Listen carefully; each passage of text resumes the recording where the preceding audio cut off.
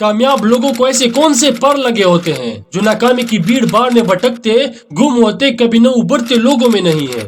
क्यों कुछ लोग नाकामी की गर्द में गायब हो जाते हैं? क्यों कुछ लोग अंधेरों में गुम हो जाते हैं, जबकि कामयाब लोग उसी अंधेरों में अपने लिए रोशनी जला देते हैं और अपनी मंजिल की तरफ रवां दवां होते हैं? क्यों एक ही किस्म के हालात में कुछ लोग इबरत की दास्तान बन जाते हैं, जबकि दूसरे उन्हीं हालात के दहारे पर कामयाबी की डांस करते रहते हैं? क्यों कुछ लोग परेशानियों, हालात के सितम, मायूसियों, मुसीबतों, नाकामियों और रुकावटों में डूब जाते हैं, लेकिन उन्हीं लहरों के तलातुम के सामने कुछ ने अपने ख्वाबों को जिंदा किया? फर्क कहाँ पर है? बहुत से लोग इस फर्क को बाहर देखते हैं। मेरी बात मान लीजिए जनाब, आपकी जिंदगी में फर्क तब आएगा जब आप इस फर्क को बाहर की बजाय अंदर तलाश करना शुरू करेंगे।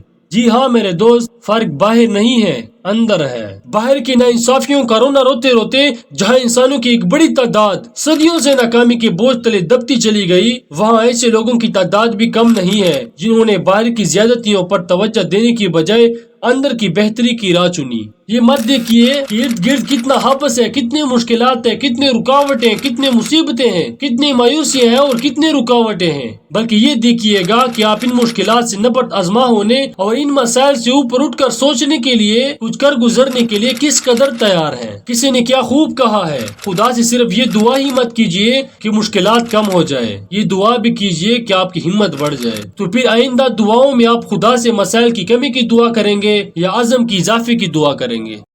कभी आपने सोचा कि एक ही समंदर में, एक ही तरह के मौसम में, एक ही रफ्तार की हवा में मुख्तलिफ जहाज मुख्तलिफ सिमतों में कैसे महवे सफर रहते हैं? अगर बाहर सब कुछ यकसा है तो फिर सब जहाज एक ही सिमत में क्यों रवा दवा नहीं रहते? तो क्या बाहर के हालात के अलावा और कोई चीज है जो समंदर में सफर के शौकीन जहाजों की सिमत तय कर रही है? ये चीज क्या है? जिंदगी के एक ही समंदर में, एक ही तरह की हवाओं के तपड़ों में मुख्तलिफ इंसानों की जिंदगी के जहाज मुख्तलिफ सिमतों में कैसे महवे सफर है?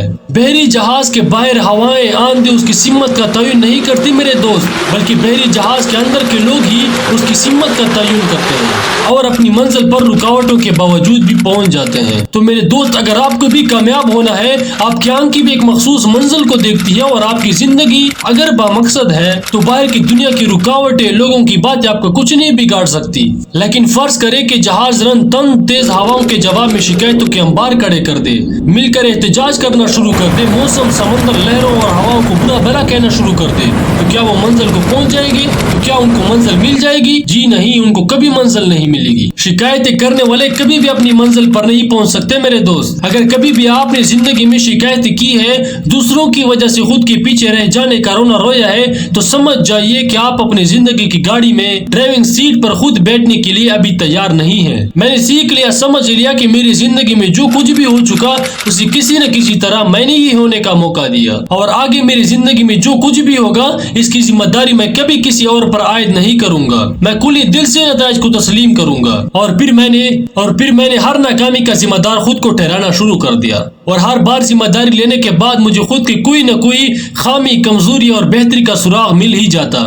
यूं मैंने दूसरों को बदलने की बजाय खुद को बदलने से सफर का आगाज किया, और कमाल है कि सफर रायगा नहीं गया, अल्हम्दुलिल्लाह। तो क्या आज से आप अपनी जिंदगी की 100% जिम्मेदारी उठाएंगे? यही तैयारी, यही ओहद, यही फैसला, यही अज़म दरअसल सर उठा के जीने की तरफ आपका पहला कदम है। तो क्या आप सर उठा के जीने के लिए तैयार हैं? अगर आप सर उठा के जीने के लिए तैयार हैं तो कमेंट में यस जरूर लिख देना।